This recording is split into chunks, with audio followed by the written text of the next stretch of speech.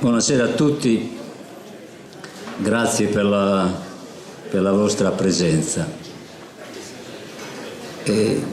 Purtroppo devo dare una comunicazione dell'ultima ora.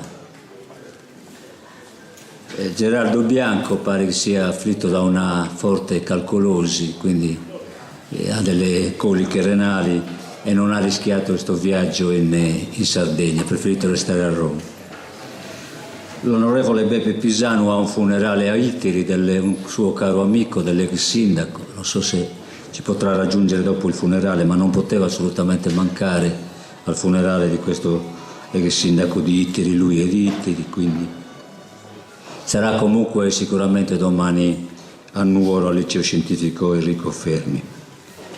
Comunque la qualità e l'interesse della manifestazione sicuramente non ne risentiranno di queste assenze. E Guido Melis e Mario Pani non erano delle riserve, non erano seduti in panchina, ma i loro interventi erano previsti, erano già in programma da più di una settimana. Bene, nuovamente grazie per la vostra presenza.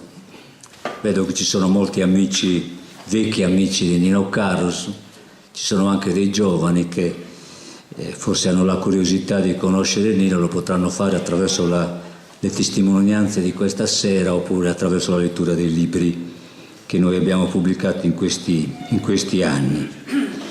Ecco, quindi noi oggi vogliamo non ricordare solo Nino, ma presentare un quinto libro per descrivere meglio la figura, il pensiero e l'opera di Nino Caros.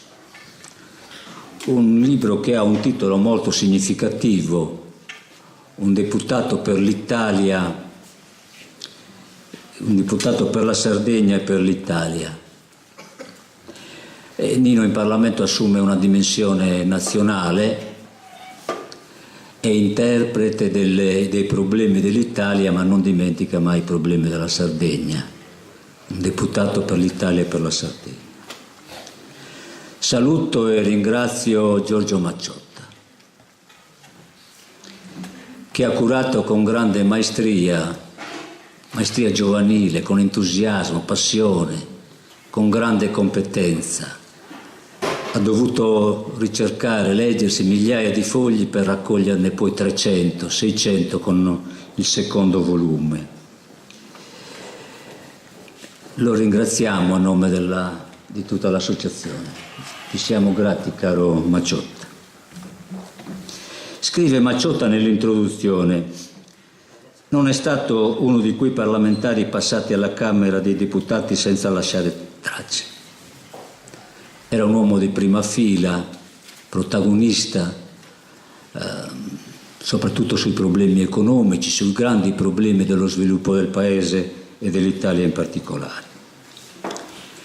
Saluto e ringrazio Guido Melis, che è invitato qui non come deputato, ma come professore ordinario di storia delle istituzioni politiche alla Sapienza di Roma. Studioso, attento, conoscitore, osservatore delle cose della politica, delle vicende, dei personaggi e della storia delle istituzioni politiche in Italia. Mario Pani lo conosciamo tutti, è il compaesano, amico di Nino, pur di schieramento diverso, di schieramento politico diverso, che ben conosce la storia di Nino. Quindi chi meglio di lui per raccontarla e interpretarla. E forse non tutti ricordano Nino Caros e Mario Pani, tutti e due originari di Borore, sono stati nella stessa legislatura consiglieri comunali.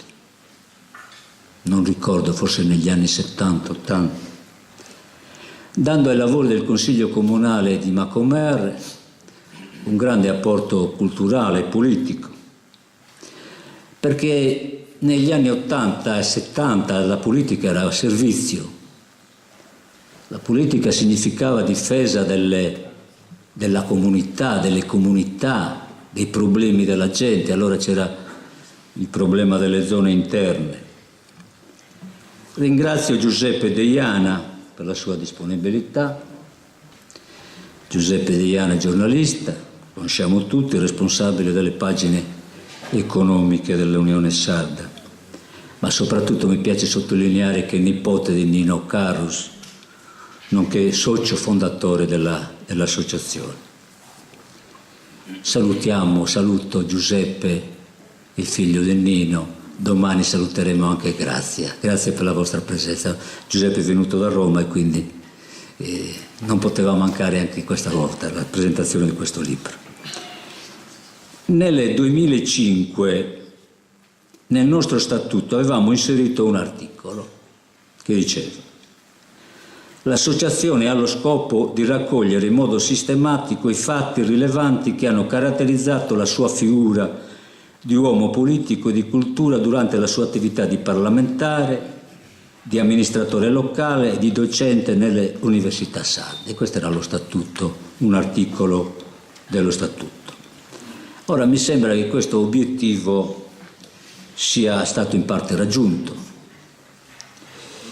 In questi anni abbiamo pubblicato 5 libri. Ciascuno di questi libri sfoglia una pagina, racconta un momento particolare della storia di Nino, una storia intensa, motivata, ricca di innumerevoli esperienze. Non riprendo né voglio raccontarne i contenuti di questi libri, perché voglio farla un po' breve. Possiamo comunque vedere le slide che stanno scorrendo.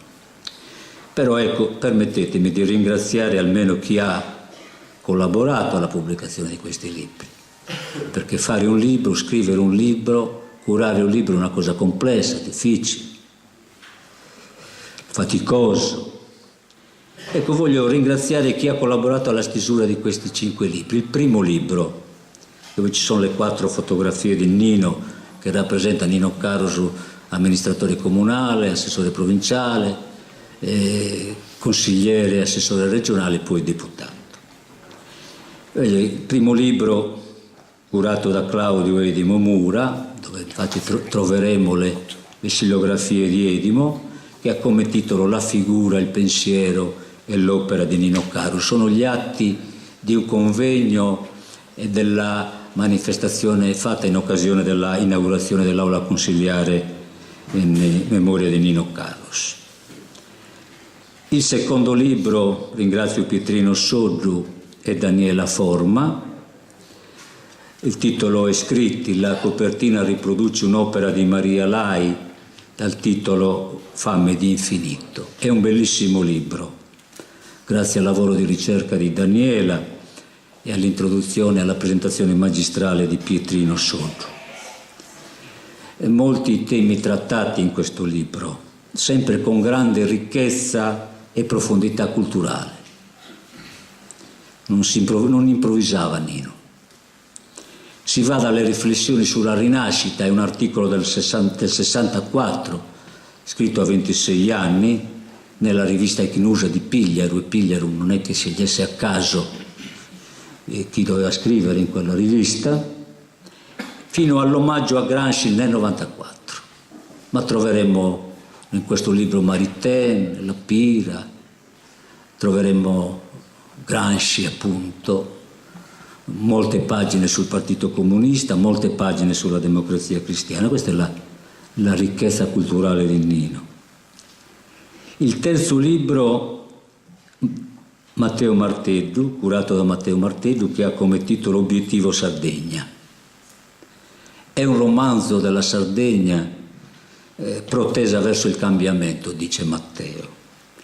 Una piccola antologia delle grandi questioni della Sardegna. Noi troveremo i problemi dell'autonomia, i problemi dello sviluppo, i problemi dell'industrializzazione della Sardegna centrale, ricordiamo l'inventore di tosse Leonino Caruso, i problemi delle zone interne. Ho detto i problemi dell'autonomia.